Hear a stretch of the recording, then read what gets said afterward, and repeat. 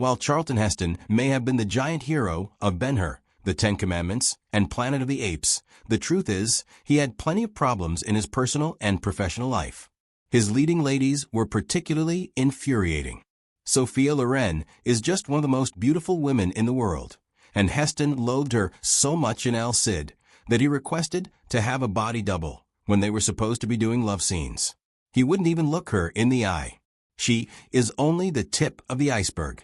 In this video, we take a look at the 6 actors that Heston allegedly disliked the most. Number 1. Sophia Loren. Charlton Heston and Sophia Loren proved a picture-perfect pair in El Cid, but off-camera, they couldn't be more different, like oil and fire. Heston came first, so this movie became his own personal domain. Then came Loren, who was beautiful, fiery, and came with a ton of demands, lots of money, a hairstylist of her choice, script translation, and changes in scheduling. A rugged, by-the-book actor like Heston perceived Loren's attitude as confidence turned ugly, disrupting his domain. Raw tension reached a boiling point when Loren insisted on injecting more realism in romantic encounters, when Heston wanted his epic war movie. He took personally when some of Loren's demands made it through script modifications. He refused to be in the same room when Loren filmed a shot, acted stiff in romantic scenes, and even in their deathbed scene when Heston's character dies in Loren's arms, his eyes unmindful of hers, face on. He argued later on that it took him looking ahead, anywhere but at Loren's face at first sight, anyway. There are reports that this move took a toll on his ego because of Loren's increasing presence. She attacked him personally, but sued a producer later on for improper distribution on movie posters. They haven't teamed up for another movie ever since. In fact, critics later joked about their raw passion in El Cid because of off-camera tension when love seemed a potent mixture of hate in itself. Not so away from the truth anyway. Number 2. Jason Robards. Heston approached acting like architecture, every word precisely placed, and every gesture sculpted with intention. Thus, when he accepted a role in Julius Caesar, 1970, as Mark Antony, he expected his fellow actors to be on the same page. However, he found himself paired with Jason Robards, a performer whose coolness and subtlety were violently at odds with Heston's passionate intensity. Even during the opening rehearsal, Heston sensed that things were off. Robards' Brutus was bland, pale, almost bored to tears, Heston remembered. To me, it was a crime, unpardonable. That was the worst performance by a really great actor. He really sucked the life out of Julius Caesar. The tension on set was so apparent. Heston was glacial and silent, retreating behind his professionalism while whispers of his split with Robards circulated. Heston even went so far as to say that actor/director extraordinaire Orson Welles would have been a much better Brutus. This did not bother a nonchalant Robards, who reacted to Heston's disapproval with one short, telling remark, "I'm not Charlton. I don't have to yell to be heard." Heston and Robards never made amends.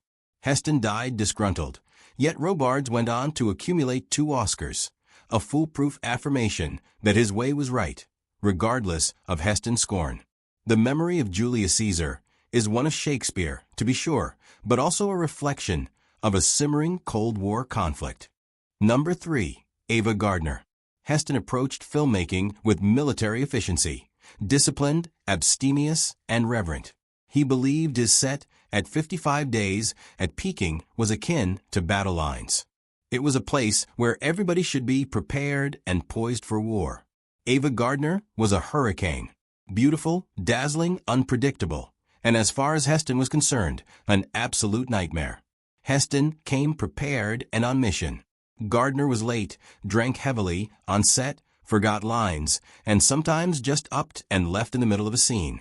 He truly believed this was subversive behavior. He found her unprofessional, beautiful, but very silly and irresponsible in front of his eyes. Gardner fired back with venom as well.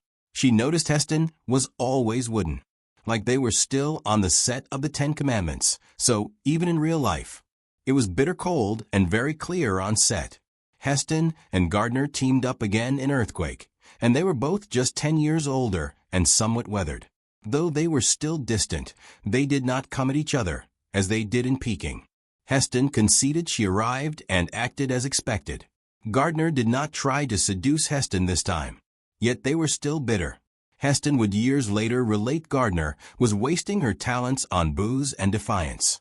Gardner's autobiography was peppered with one memorable saying: "Some men confuse strength with domination. Sometimes the rubble is sight."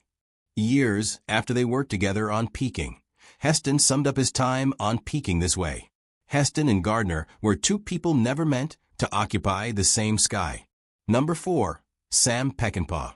Charlton Heston was a man of discipline and order. To him, a film set was like a holy machine, one that needed all the components functioning flawlessly, with all the actors ready and all actions strictly controlled.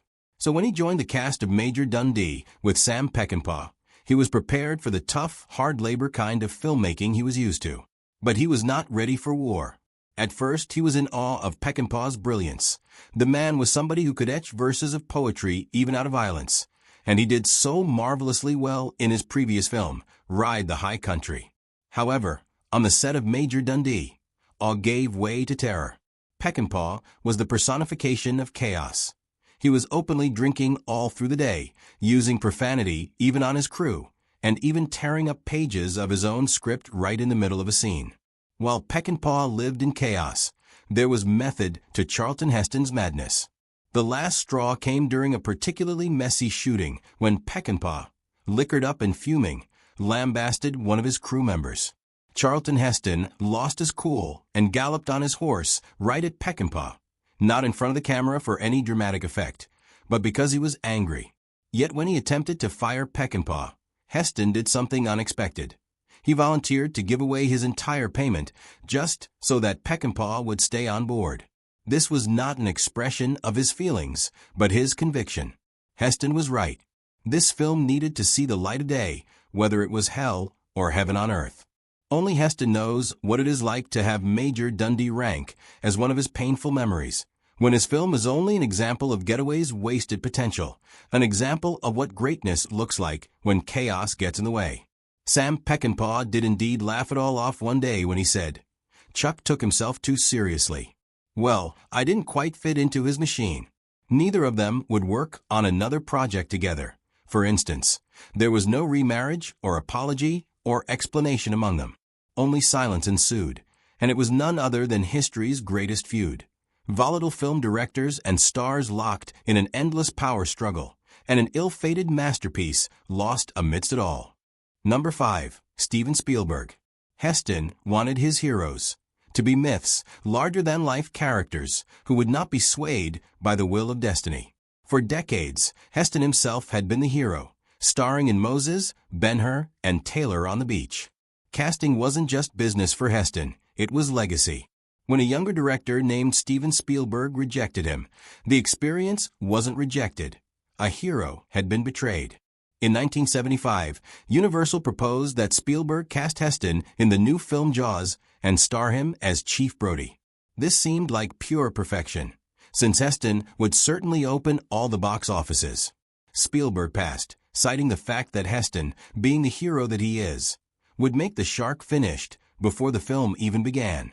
Heston took this personally. "Spielberg thinks that I would undermine the suspense. I'm the embodiment of suspense," Heston grumbled. Beginning then, Heston swore that he would never work with Spielberg again.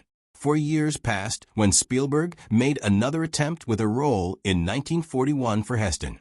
Heston didn't give it a second thought, denouncing the script as unpatriotic. Those who were close to the situation understood the truth. Heston had no intention of giving Spielberg the pleasure. Spielberg never spoke negatively of him, but the implication was evident all the same. The old Hollywood did not trust the new one, and the latter did not need the old one. They never made amends and barely had any affection for one another. Number 6. Paul Newman.